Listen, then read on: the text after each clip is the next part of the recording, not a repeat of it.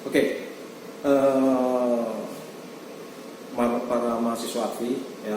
Kali ini saya akan coba membahas tentang peralatan apa saja yang ada di dalam sebuah proses produksi multikamera.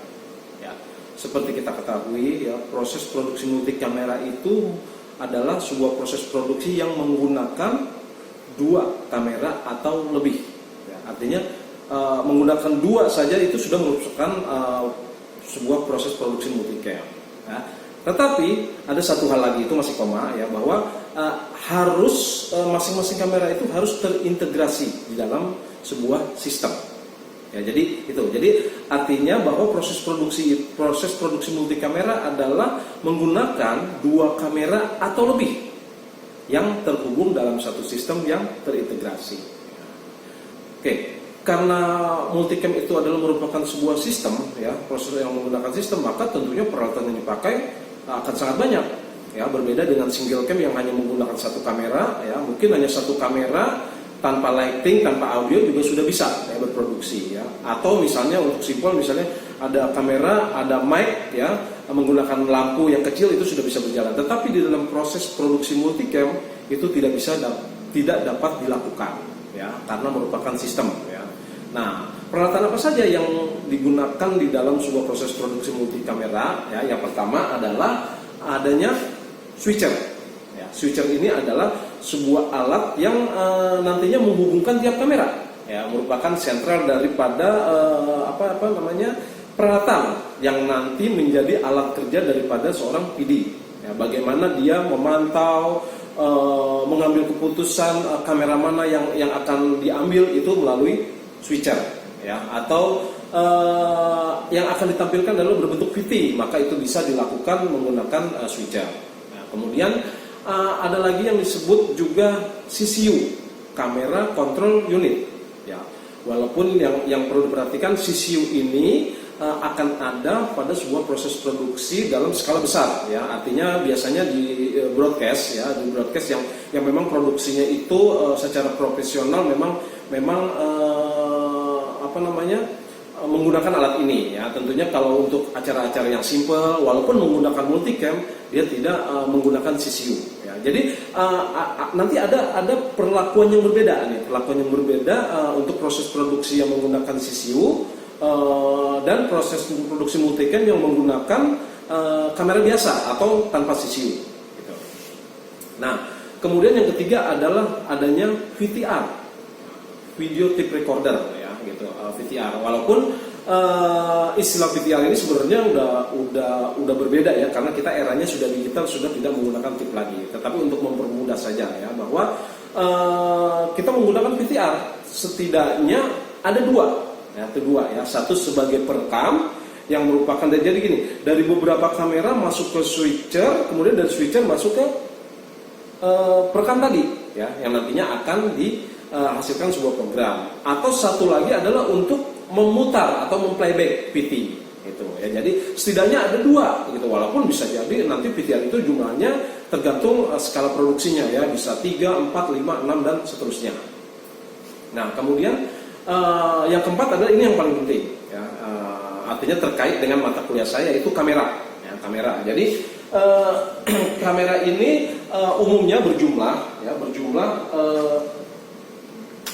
dua atau lebih, ya. Jadi kamera yang dipergunakan yang saya pegang ini adalah kamera yang memang diproduksi untuk multicam, ya. Nanti kita akan lihat, ya, di sini tidak ada media perekam, ya, tidak ada recorder di sini, karena dia nanti akan terhubung melalui kabel ke dalam sebuah sistem, ya. Nanti akan berbeda ketika kita menggunakan multikamera non CCU, yang itu adalah sebenarnya kamera single yang dipakai untuk multicam, ya. Tentunya idealnya memang kalau kita multicam yang menggunakan kamera ini, ya, tapi tentunya biaya yang dibutuhkan sangat besar, ya, gitu.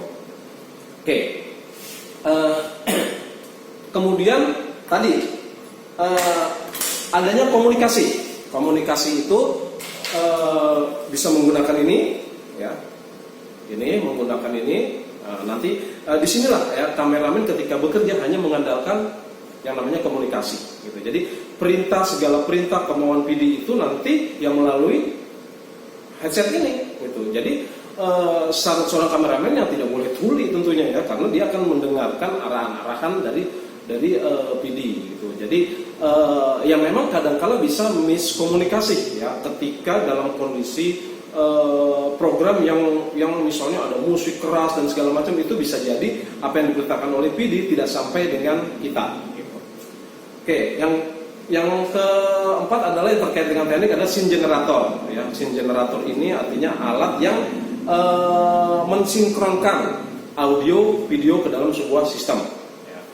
Kemudian juga secara teknis ada yang namanya waveform ya. Kalau di sini ini waveform ini adalah panduan bagi seorang TD ya. Seperti kita ketahui kan di dalam sebuah teknik multicam itu technical director itu adalah orang yang bertanggung jawab terhadap sebuah peralatan, seluruh peralatan. Artinya produksi itu siap jalan atau tidak tentunya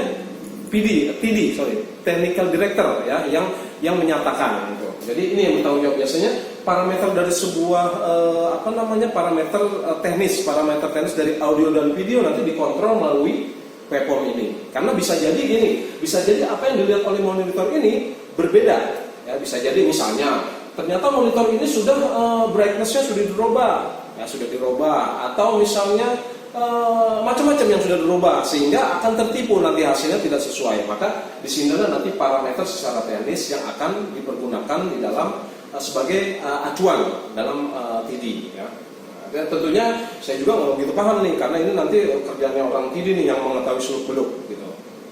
Nah, kemudian ada yang disebut dengan CG, karakter generator ya. Itu adalah sebuah alat yang nanti akan menampilkan tulisan ya, subtitle, title dan seterusnya ya. Walaupun untuk produksi yang nantinya rekaman itu bisa dilakukan pada saat pasca produksi ya. Tetapi kalau untuk acara yang live maka title itu harus secara berbarengan. Nah, itulah dibutuhkan yang namanya CG ya, atau karakter generator, atau mungkin sekarang perkembangannya bukan karakter generator ya, karena di dalam template tulisan itu sudah berbentuk, nanti ada animasi, ada tulisan yang 3 dimensi dan sebagainya. Mungkin lebih ke digital ya, CG itu ya. Jadi perkembangan ini akan lebih canggih ya. Oke, kemudian ada yang namanya monitor. Nih, kita lihat ya. Ini artikelnya ada monitor nih. Ini ada monitor di sini, ada monitor, ada 1 2 3 4 5 6 7 8 9. Ya, dalam ini hanya proses produksi yang menggunakan 3 kamera ya, menggunakan 9 ya. Ini adalah area monitor untuk CCU.